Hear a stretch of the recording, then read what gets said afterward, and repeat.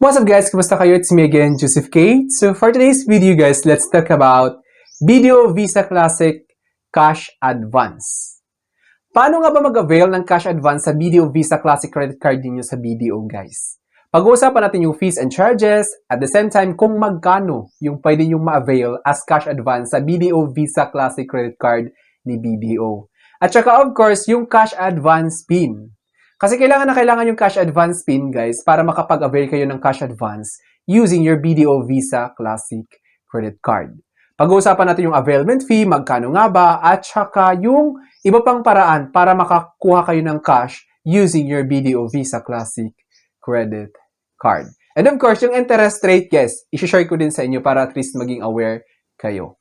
Pero bago yun, nais muna kitang imbitahan na mag-subscribe sa YouTube channel ko kung bago ka pa lang kasi marami pa po akong isi-share ng mga tutorials, knowledge and experience of mine in the future.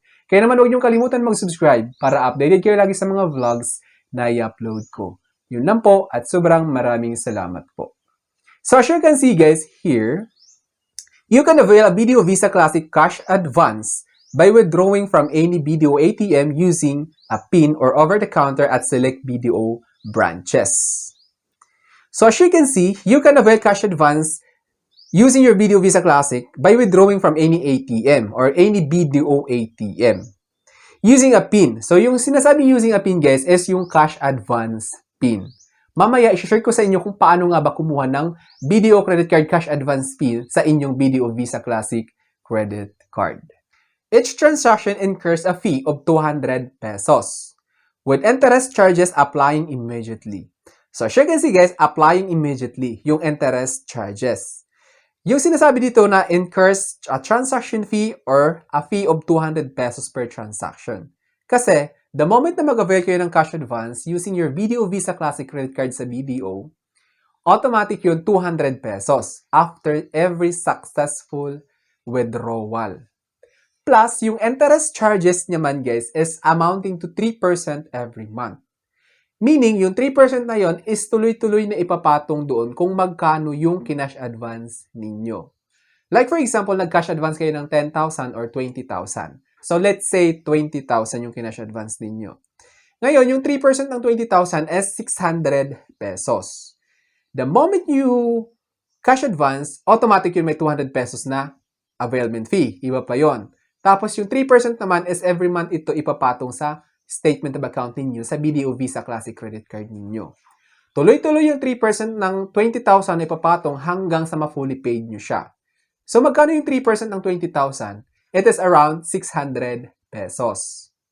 Kaya naman kahit na 20 pesos na lang or 50, 100 pesos na lang yung natitira ng kinash advance ninyo doon sa account ninyo since binayaran nyo na siya, pero hindi nyo pa talaga totally na fully paid, kahit 1 peso na lang yun guys, tuloy-tuloy pa rin yung 3% na ipapatong sa next billing cycle. In short, tuloy-tuloy lang yung 600 pesos doon sa statement of account ninyo. Kaya naman, it's a good idea na bayaran nyo kaagad guys yung kinash advance ninyo if ever na dumating na yung pera, kasi yung cash advance guys is intended for emergency cash usage. Or if ever na wala kayong makuha ng pera, so may cash advance PIN kayo, makakapag-access agad kayo ng cash mula sa credit card ninyo sa BDO Visa Classic. Ensure you have a 4-digit cash advance PIN or say a PIN to complete the transaction. So maya-maya, tulad ng sabi ko, yung cash advance PIN, i-share ko sa inyo kung paano kumuha. Ngayon, how to avail cash advance? So ngayon, pag-uusapan natin paano nga ba makapag-avail ng cash advance sa BDO Visa Classic credit card ninyo. Via ATM. Use any BDO ATM or ATMs with Visa, Cirrus logos nationwide or abroad. Even outside the country, guys, kahit sa ibang bansa. Basta may Visa, Cirrus logo, nationwide or abroad. Requiring your unique 4-digit CA PIN or cash advance PIN. So ngayon, paano nga ba kumuha ng cash advance PIN para sa BDO Visa Classic credit card ninyo? Nandito na guys. So, para makakuha kayo ng cash advance PIN sa BDO Visa Classic credit card ninyo, kailangan nyo tumawag sa BDO Customer Service to request for a BDO Visa Classic Credit Card Cash Advance PIN. Kasi hindi siya kusa pinapadala ni BDO eh. You have to notify them that you want to avail or you want cash advance PIN for your BDO Visa Classic. So ipapadala yan doon sa BDO registered mailing address, kung ano yung nilagay yung address nung nag-apply kayo.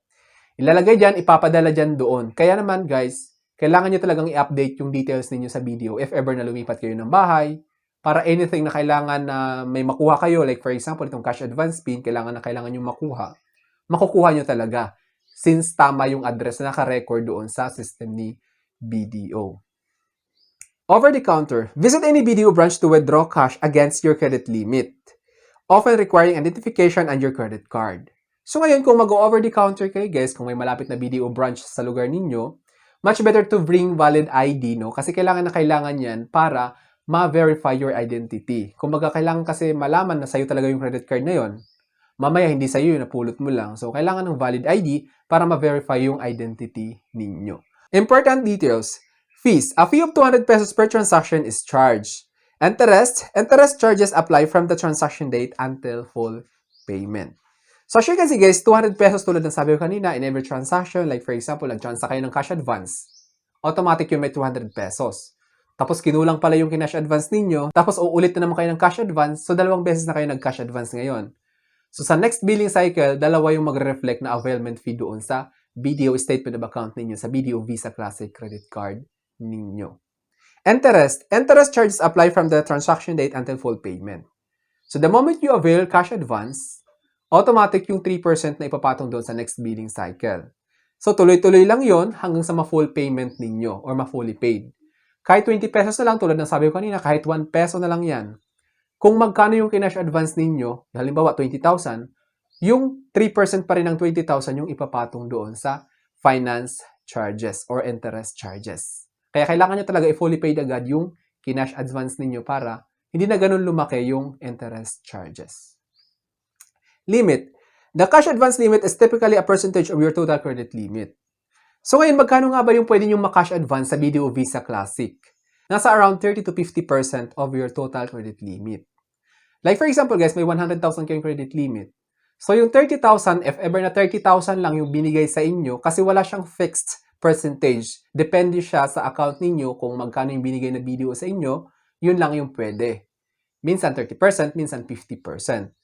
Kaya naman, yung 30% ng 100,000 is 30,000. Kung 200,000 yung credit limit, 60,000 yung 30%. So, yun lang yung pwede nyong ma-cash advance. PIN request. If you do not have a CA PIN or cash advance PIN, you can request one from BDO. So, na nasabi ko, kailangan yung tumawag sa BDO Customer Service para mag-request ng cash advance PIN para sa BDO Visa Classic ninyo. Make sure lang guys na updated yung address ninyo kung saan ipapadala yung cash advance PIN kasi via mail yan, nakasobre yan. Hindi yan sinesend via SMS, hindi tulad sa ibang credit card. Si BDO kasi is via mail talaga. Sa akin kasi is via mail talaga siya. Hindi siya via text message or via email.